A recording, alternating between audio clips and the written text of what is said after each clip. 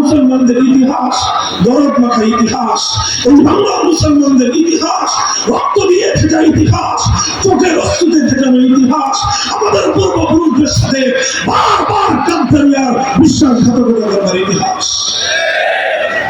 আমরা আমাদের বাড়ির কাছে ছিল কলকাতা, আমাদের বাড়ির কাছে ছিল দিল্লি, আমাদের চারিপাশে ছিল ভারত। আমাদের মুসলমান পূর্বপুরুষরা সিদ্ধান্ত নিল যে না, এই বিশাল ভারতের অংশ হওয়ার প্রয়োজন আমাদের নাই, বাড়ির কাছের কলকাতার সঙ্গে গাছছাড়া বাঁধার কোন প্রয়োজন আমাদের নাই, বাড়ির কাছের দিল্লির সঙ্গে আমরা একত্রিত থাকবো না, বরং আমরা এই ভারতকে লাথি মেরে 2000 কিলোমিটার দূরের পশ্চিম পাকিস্তানিদের সঙ্গে হাতে হাত রাখলাম। শুধু একটা কারণে, ওরাও মুসলমান, আমরাও মুসলমান, দাবি ছিল একটাই, হুকুমত হবে নিজামে ইসলাম, দাবি ছিল একটাই, আল্লাহর জমিনে কায়েম হবে করণী সংবিধান। 1947 সালের ইতিহাস এটাই।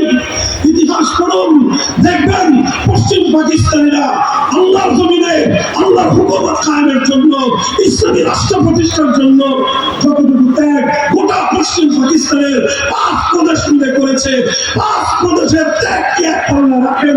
শুধু এই বঙ্গ এলাকার 1 প্রদেশের মুসলমানদের ত্যাগ আর কোরবানি আরেক পাল্লায় রাখেন।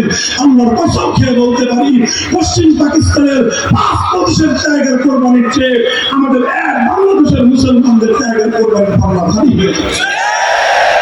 এই ছিল আমাদের পূর্বপুরুষ হাজী শরীয়তুল্লাহ রাহমাতুল্লাহি আলাইহির অবদান, এটা ছিল আমাদের পূর্বপুরুষদের আন্দোলন, শামসুল হক ফরিদপুর রাহমাতুল্লাহি আলাইহির অবদান, মাওলানা আথারুল্লাহ রাহমাতুল্লাহি আলাইহির অবদান, হাফিজ হুজুর রাহমাতুল্লাহি আলাইহির অবদান, খতিব আজম সিদ্দিক রাহমাতুল্লাহি আলাইহির অবদান।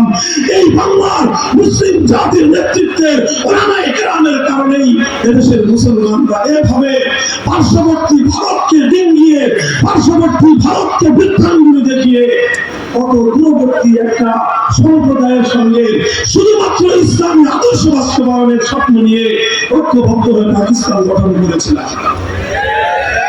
এরপর ইতিহাস হৃদয় রক্তক্ষরণের ইতিহাস, এরপর ইতিহাস দুঃখ এবং করুণ ইতিহাস। এই দীর্ঘ সময়ে পশ্চিম পাকিস্তানিরা বারবার শুধুমাত্র আমাদের সঙ্গে গাদ্দারি করেছে। আমাদের উলামায়ে কেরাম, আমাদের ইসলামী নেতৃত্ব বারবার তাদেরকে বলেছেন অঙ্গীকার পুরা করেন। ঘোষণা ছিল, জাতির সঙ্গে ওয়াদা ছিল, মুসলমানদের জন্য আলাদা ভূখণ্ড হবে, আর সেই ভূখণ্ডের আইন এবং শাসন ব্যবস্থা হবে কোরআনী শাসন ব্যবস্থা।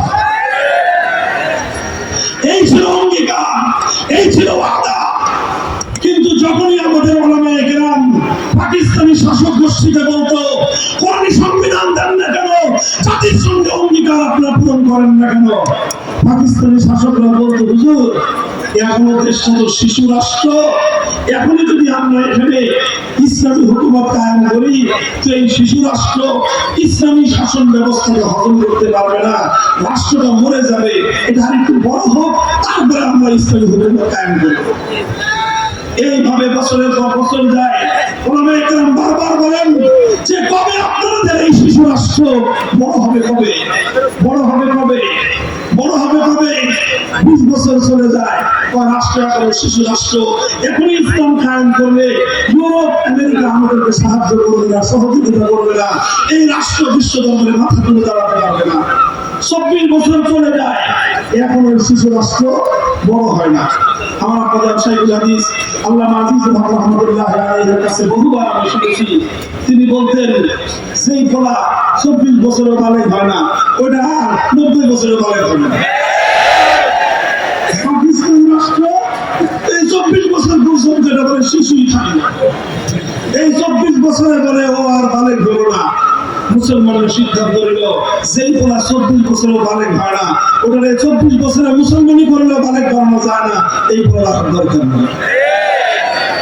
মুসলমানরা সিদ্ধান্ত নিল যেহেতু আল্লাহর জমিনে আল্লাহর কোরআনের আইন বাস্তবায়নের অঙ্গীকার করে যে রাষ্ট্র হয়েছিল, কোরআনী সংবিধান যখন পেলাম না, পাকিস্তানের প্রয়োজন নয়, ভেঙে টুকরো করে দাও।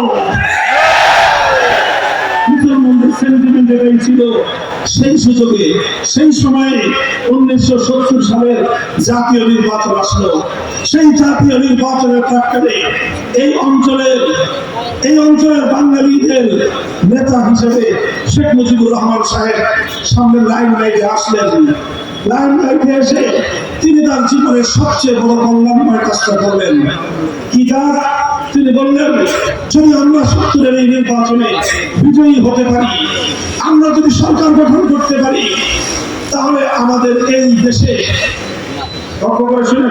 শেখ মুজিবুর রহমান সাহেব 70-এর জাতীয় নির্বাচনে গোটা বাংলাদেশের মানুষের সঙ্গে অঙ্গীকার করলেন, আমরা যদি বিজয়ী হতে পারি, কোরআন সুন্নাহ বিরোধী কোনো আইন করব না।